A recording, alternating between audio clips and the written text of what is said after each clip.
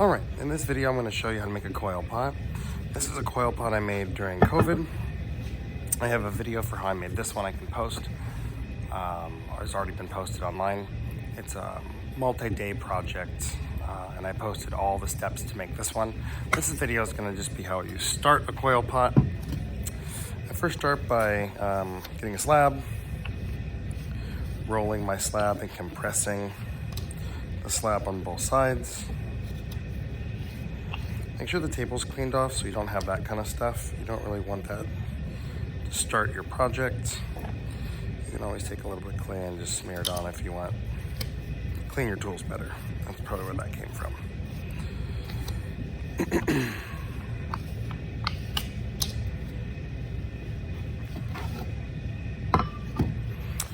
Now, I am working on a board so that it doesn't stick.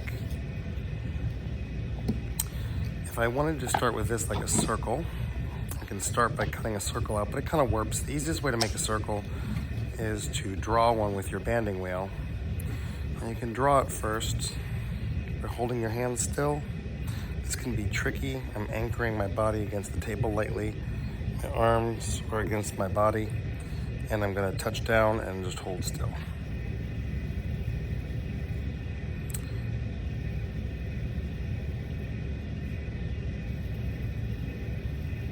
It'll take a little bit of practice, but you'll be able to do that. Now, I just made 3 circles so you can see how you draw the circle. I'm going to start my pot from this middle one. And so I don't necessarily want to spin it and try to cut it. You can do this, but you have to be able to hold really, really still. And then move down. And you gotta spin it and do it again while not shifting this around.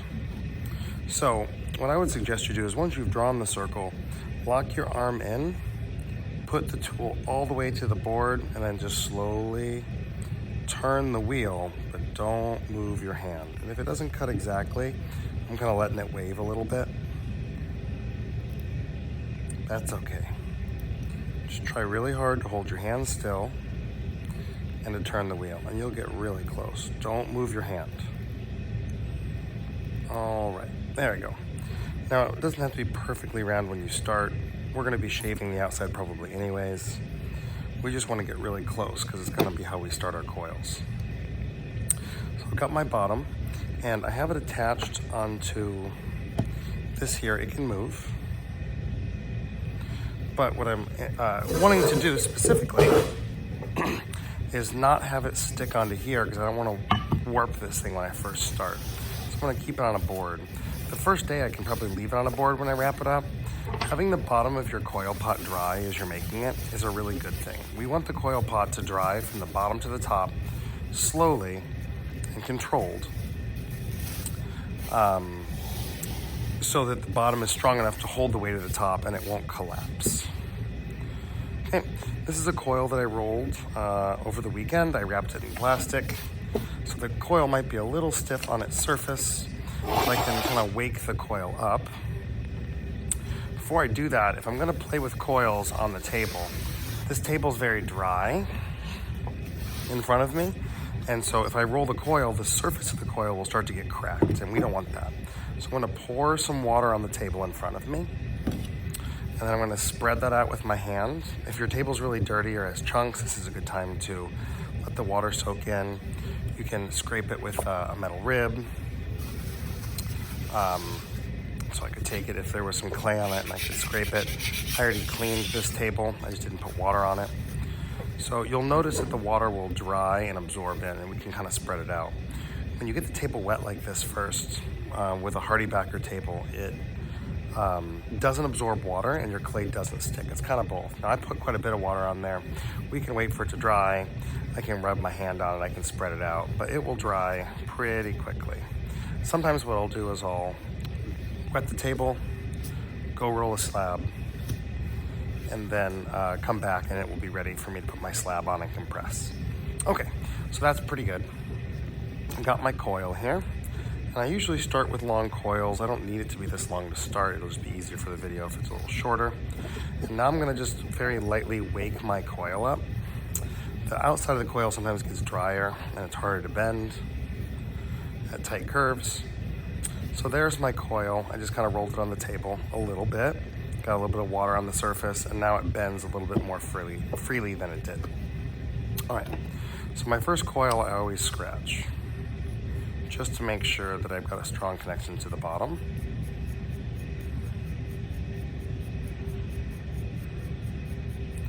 Notice I'm turning the banding wheel slowly as I scratch it, moving my hand still in place while turning the wheel. It's a more efficient way of scratching it. I'll go back a little bit, kind of cross scratch. And take a little bit of water. I'm just gonna do this really simply. A light paintbrush tapping works too. I'm just gonna get this a little bit wet so I can make sure that my coils stay glued down to the surface of my slab.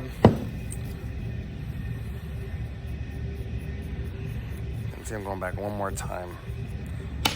You're not gonna over scratch it, you're gonna under scratch it, if anything. I don't need to scratch the bottom of my coil. You could. I'm gonna take this coil and I want it to sit right on the edge of the outside. You can see I'm pushing down until I see mud kind of squirt out, but I don't want it to stretch too much. And then I'm gonna just go around with my first coil. I'm gonna kind of pinch like a pinch pot and push down a little bit and try to be repetitive. Again, my hand does the same motion and the wheel turns. And I want to make sure that this coil stays kind of right along the outer edge. I don't want it to go in a little bit. I don't want it to sag out especially. I'm going around and kind of pinching. You'll see mud squirt out as I do that, and turning and making sure that this outside edge stays pretty straight. So I'm having to, each time I pinch it, move it in a little bit. Now, from here, I'm gonna kind of blend that down a little bit so it's like a ramp. Pinch, push down, pinch, push down. Repetitive motion. When I get to this point, it isn't necessary to scratch a piece of clay that's the exact same moisture content, the same piece of clay, all the way around. These coils are pretty dry because they've been sitting in a bag for 3 days, and it was stiff clay when I started. So I could do it if I was scared or nervous, and I could put a little bit of water on there again, and I could keep going on there. But what's really important is how you blend the coils together. So you can see, again, I'm pushing down just enough to really cement them together. But what's really gonna be important is that these coils are going the direction I want, and I'm making some mistakes so I can show you the direction that I want, and I'm thoughtful about how they end and how they begin.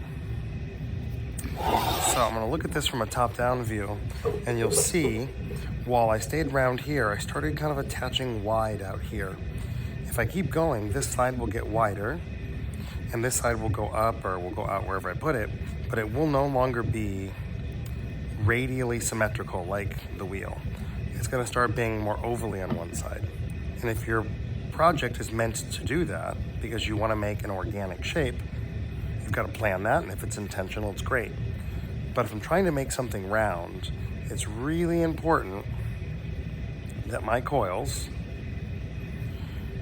as I look down at them, if I want this to get straight up and down like a cylinder, they're straight over the top of the coil that's below it. If I want it to get wider, see, that's relatively round. If I want it to get wider, then I would put them slightly on the outside. You can see I blend the end of the coil every time right when I get to the end. If I grab another coil, and let's say now I want this to get wider.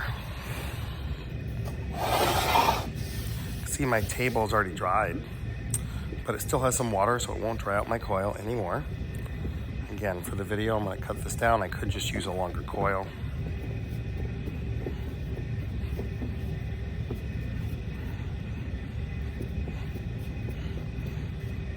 Kind of woke my coil up. You don't need to do this step if your coils are fresh from the extruder. You can just jump right into coiling. That's just because these are from the weekend.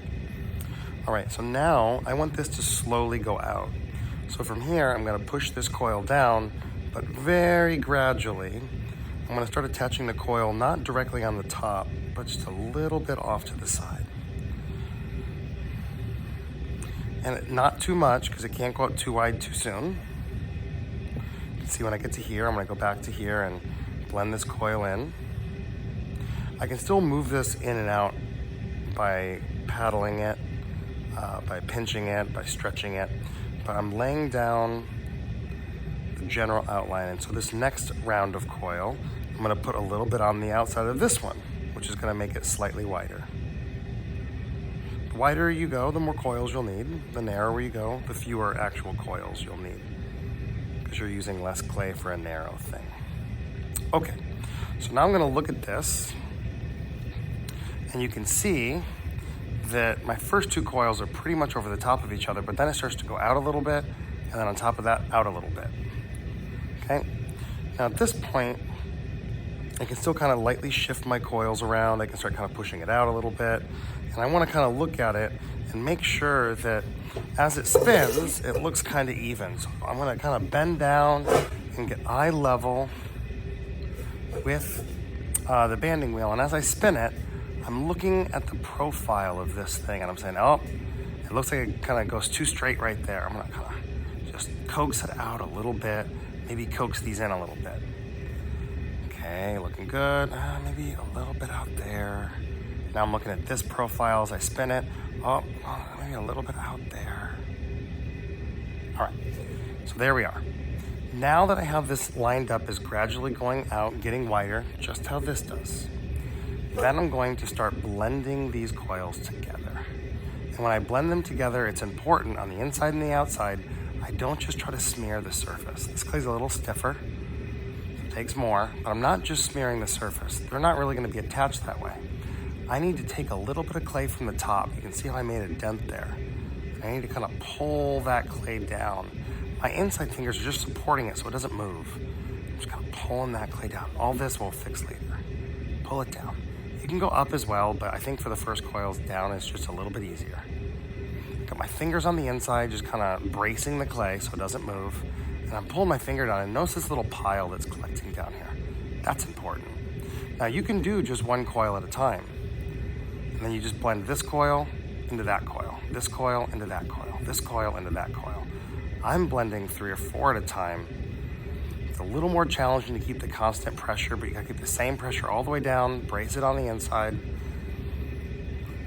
And this way I can lay my coils down and do the blending so I don't have to do this repetitive motion as much. I'm going nice and slow with one finger. I'm looking right at it. We're gonna do this on the inside as well. And the trick to this is bracing it with your hand and then just the right amount of pressure. You can push too much and pull a lot of clay down.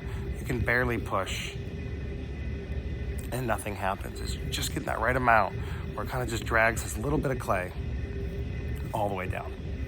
And so think about that.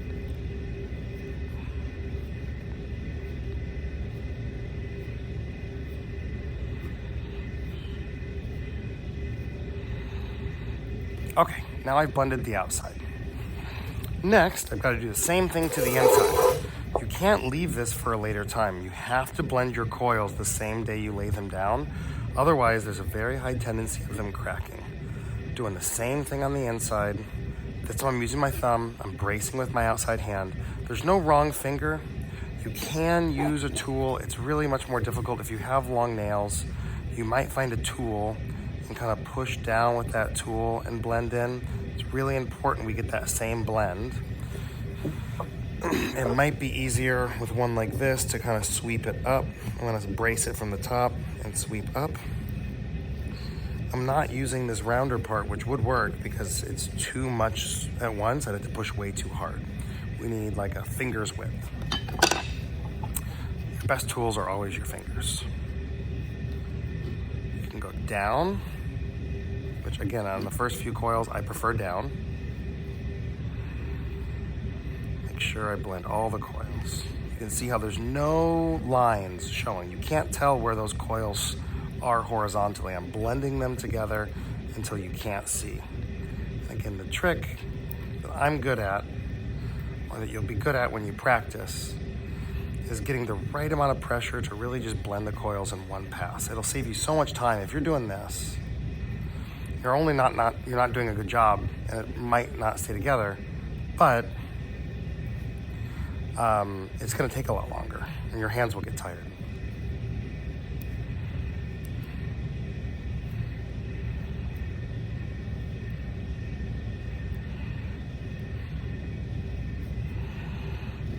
Okay. Now all this inside stuff, you can go around it like this and just pull it out. It is easier to clean things up when they're wet. I'm just kind of sparing that out. There's tools we can use. I'm not gonna talk about that too much, but what I want you to see now is this is all one piece of clay. This isn't just a bunch of coils together. This is all one piece now. It's not gonna come apart. It doesn't stick to this board. We'll clean up this outside edge later. If you were doing it now, you could just kind of trim this off again. You'll notice some repetitive skills. Holding your hand still, anchoring your body against the table. Slowly turning the wheel while holding your hand still. Using your X-Acto knife or your pin tool, either one. This tool is somewhere between both. I wouldn't probably cut this off normally today, but just so you can see. Okay. Now on the inside and on the outside, I can use the metal rib to smooth things out. I can use this paddle or anything round. There's no wrong tool. So for these sides, I'm just gonna kind of maybe go this way and kind of smear out some of those lines that I'm making. Notice I've got my hand on the inside, and notice I haven't used any water. Okay? Water isn't your friend. Besides, when you're putting it between coils, it will not help you smooth things out. It will only make it worse because it's gonna get messy and sticky. We want the clay dry and our hands relatively. So, another way that we could blend this together, instead of going horizontally, would be doing it again vertically. And now, because I'm not trying to blend the coils, but just smooth the inside, maybe make it more uniform, I can use that curve of that paddle, and that might help a lot. And you can see, it's just like how we learned with the pinch pot. This repetitive motion thing, learning how to do the same action over and over again to make things uniform is kind of important. You can see I'm taking my finger, going across it, smoothing some things out. Okay, now I'm gonna bend down again, and I constantly do this with a coil pot. I'm looking at the side profile, and I wanna make sure that it's relatively the same, because I'm making something like this that's kind of symmetrical, and I don't want one side to get away from me. So as I turn it, I'm kind of looking at this line, and if I see it bulge out or kind of go in a little bit, like right here, I see it going in a little bit. But I can't get it exact, and I don't want to spend too much time on it now. I'm gonna keep refining this and working on this later. Okay, that looks pretty good to me. At any point, I could spend way too long smoothing things out, blending things in, getting this smooth. But you know, I can do this at other stages too. What's really important when you're coiling is to get the pot made quick. You don't want to make a coil pot over 2 weeks. You want to make a coil pot over a few days and then spend days paddling it, shaping it, shaving clay off, adding clay to it. You don't want to be slowly building it over weeks. This should be happening pretty quick. So I'm gonna put on 2 more coils, and I'm gonna have this keep going out, and then I'll go straight, and then I'll start going in a little bit. I'm just gonna speed it up.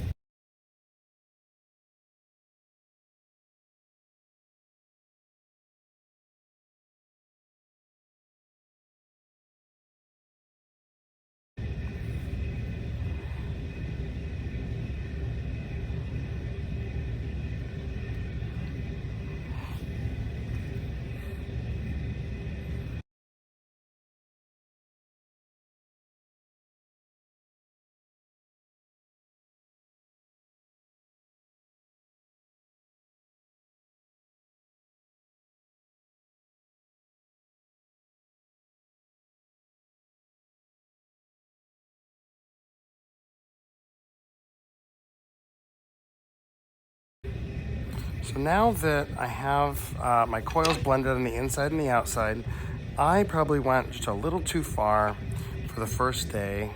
It's fine, nothing's gonna happen to my project, but it's good that you see it's getting to the point where if I keep adding more coils, the bottom shape is changing. If you remember, the bottom shape was more vertical and now it's more horizontal, partially because as I stretch it, I've been bulging it out, and I am trying to make something a little bit rounder. But also because I'm pushing down on the clay and it's getting heavier, this clay can't support its weight yet. It's too wet. I need that to dry out. The first thing I'm gonna do is just kind of paddle around the outside. And I'm gonna paddle it real quick all the way around the outside just to get rid of some of those dents, but also kind of straighten up the walls a little bit. You'll notice my paddle is repetitive. My fingers are bracing on the inside. And I'm spinning the wheel very slowly each time I touch it.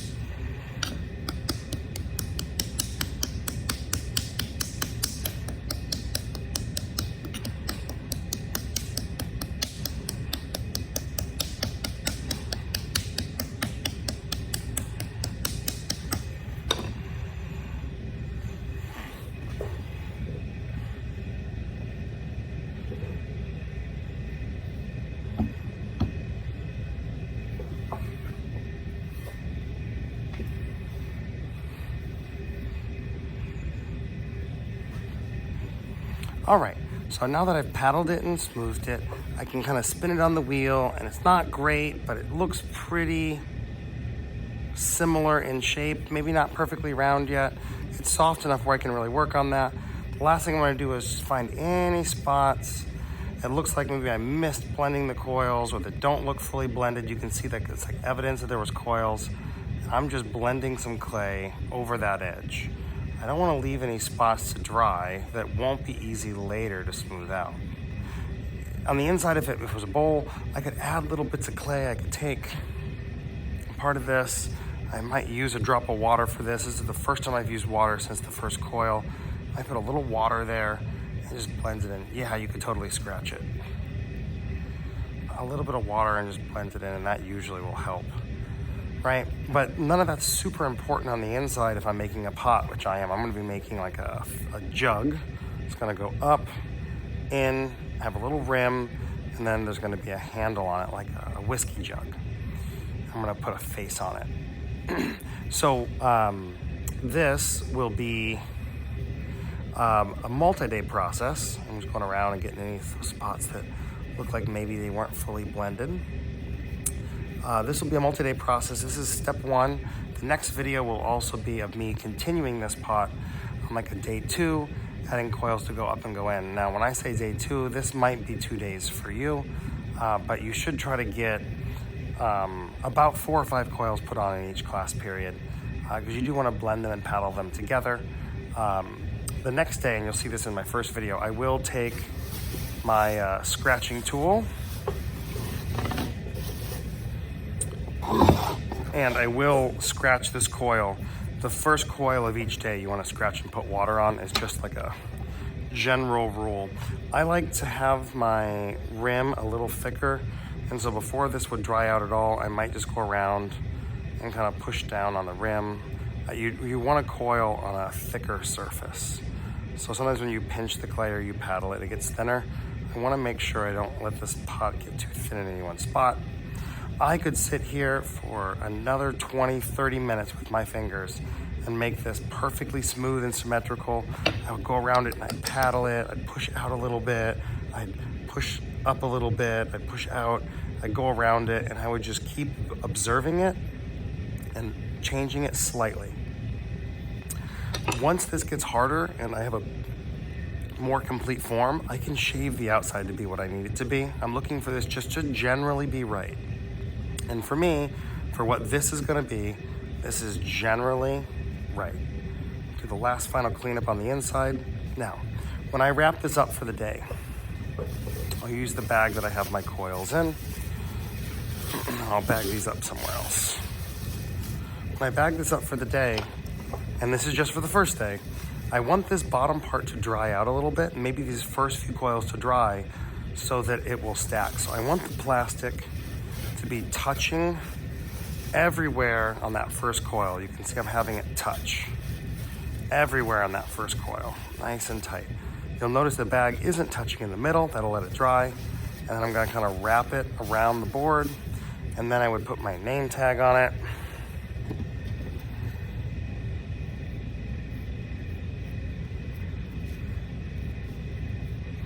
How easy it is to read my name on there. And then I can put this right here on the piece. I could also put it inside here.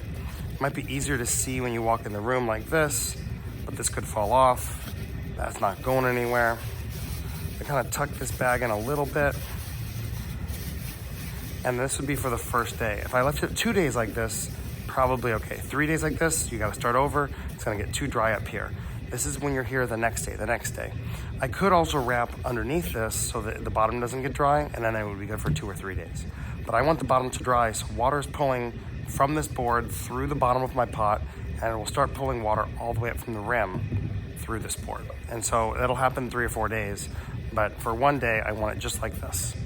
Then I would put this in the orange room, and then I would take a picture of where I left it. You could also leave it outside the classroom.